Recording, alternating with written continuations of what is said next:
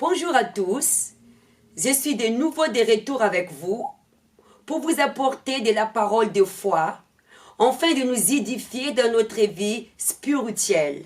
Je vous demande d'ouvrir votre Bible dans Romains chapitre 8, versets 13 à 15. Alors nous allons méditer la parole de Dieu. Amen. Alors, dans verset 13, il dit, « Si vous vivez selon la chair, vous mourrez. Mais si par l'esprit vous faites mourir l'action du corps, vous vivez. Car tous qui sont conduits par l'Esprit de Dieu sont fils de Dieu.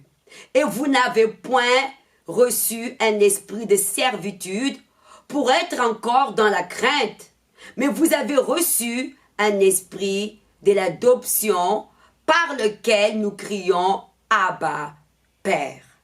Amen. La parole de Dieu nous dit, si nous vivons par la chair, nous allons mourir.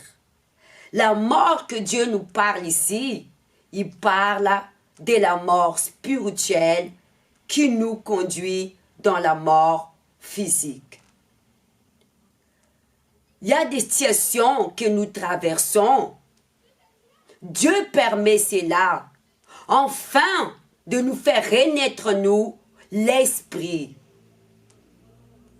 Cela est nécessaire pour que nous puissions faire mourir notre chair. Et la chair que Dieu nous parle ici, il nous parle de notre propre volonté. Amen. Parfois nous traversons de preuves dans notre vie.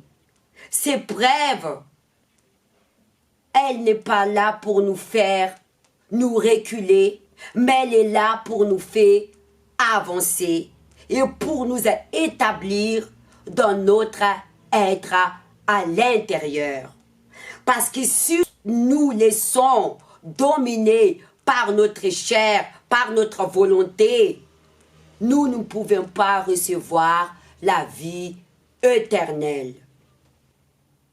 Les moments difficiles arrivent à tout le monde. Il y a des jours, nous sommes bien, il y a des jours, nous ne sommes pas bien. Comme il y a des jours, il y a des bons temps, comme il y a des jours, il y a des mauvais temps.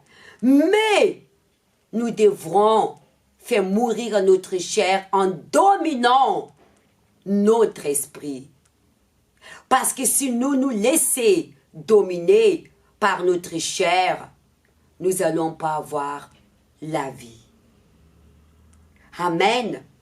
Parce que si nous allons continuer à être dominés par la chair, nous devenons esclaves de notre chair et nous allons toujours continuer en prisonnier.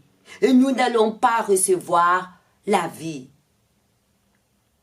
Parce que Jésus-Christ nous a franchis de la mort pour avoir la vie dans nos bien-être et la vie éternelle. Il est venu sur la terre pour mourir sur la croix, afin que nous mourons avec lui. Physiquement et spirituellement, nous allons ressusciter avec lui. Parce qu'il a dit lui-même dans sa parole, nous mourons pour ce monde, mais nous vivons pour le Christ. Et nous devons souffrir avec lui, afin que nous puissions être glorifiés avec lui dans la vie éternelle.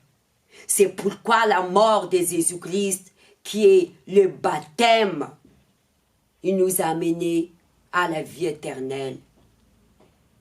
Amen. Parce que même la Bible dit, si nous croyons en Jésus et que nous baptisons à travers d'eau, nous serons sauvés. Et cet baptême d'eau, Jésus, s'est donné sur la croix. Le baptême d'eau, ici on parle de la mort de Jésus sur la croix.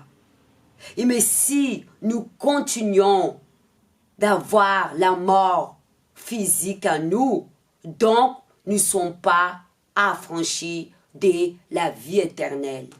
Et même la Bible dit, si nous continuons à être dominés par notre chair, par notre volonté, donc nous sommes toujours esclaves.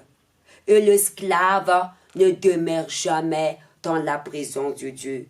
Quand on parle d'esclave, c'est lui qui est esclave de sa chair, de son plaisir. La personne, elle est toujours l'esclave du péché.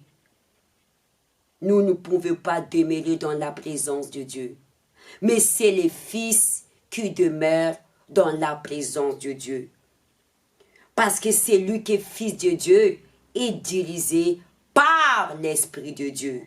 Et l'Esprit de Dieu lui-même, il témoigne qu'il est enfant de Dieu.